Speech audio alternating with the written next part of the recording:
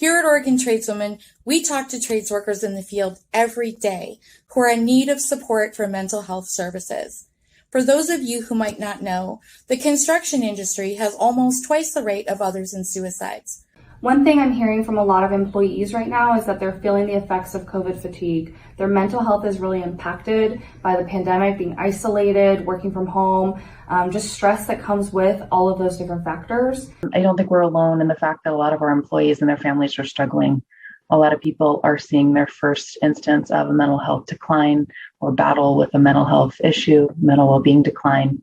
And I think because it's something new to a lot of people, they're not quite sure really what's happening in the first place. As most of us know, some signs of mental health decline involve a lot of physical symptoms. And so people think it's a physical health decline when really it's an absence of mental health. So we're seeing employees that are recognizing for the first time just how important mental well-being is and how important it is to take care of ourselves. This pandemic has introduced new challenges for our organization and many others across the country. We have experienced more blurriness between the external factors that an employee encounters outside of work and with the work environment.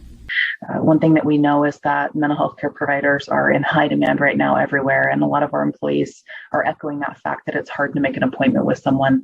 And when they do find a provider, it's several weeks out.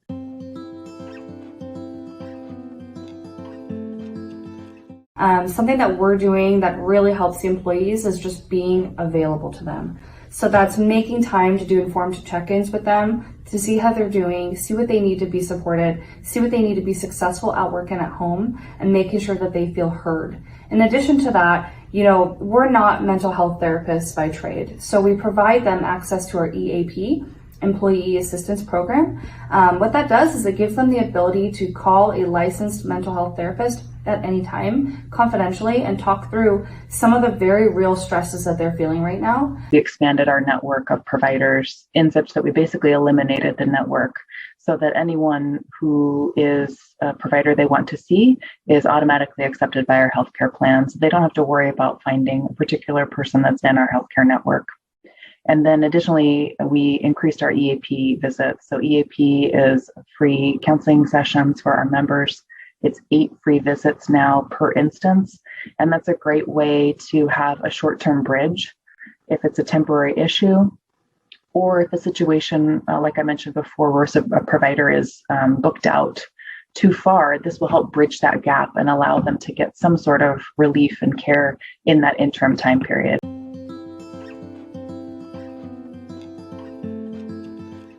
A year ago, we got all of our staff trained in QPR.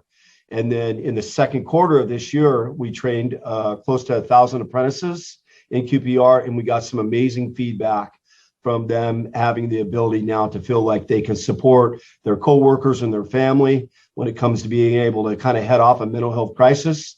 And moving forward, onboarding for all of our apprentices, as well as running classes for our members and obviously our staff. We're going to continue our work with the QPR training.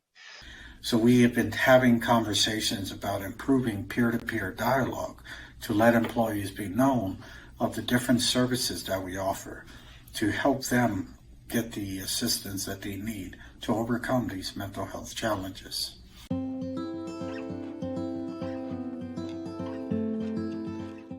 Is education around suicide prevention and mental health crisis. I think for next steps for all of us is just continuing to be engaged, listening, and be prepared to have tough conversations with employees when they're going through it and they're feeling the stresses of this pandemic.